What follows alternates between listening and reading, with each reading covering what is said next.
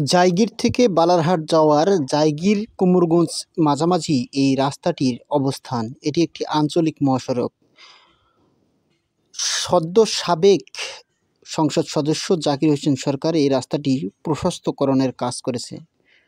এই রাস্তাটি নিয়ে অজস্র ভিডিও তৈরি করা হয়েছে এবং সেই ভিডিওগুলো সামাজিক যোগাযোগ মাধ্যম সহ বিভিন্নখানে আপলোডের মধ্য দিয়েই জানানো হয়েছে রাস্তাটির প্রয়োজনীয়তা কতটুকু। অবশেষে সদ্য সাবেক সংসদ জাকির হোসেন সরকার এই রাস্তাটি দুই পাশে 3 ফিট 3 ফিট করে 6 ফিট বৃদ্ধিকরণের কাজ করেছেন এবং এই কাজটি সম্পূর্ণ হওয়ার পূর্বেই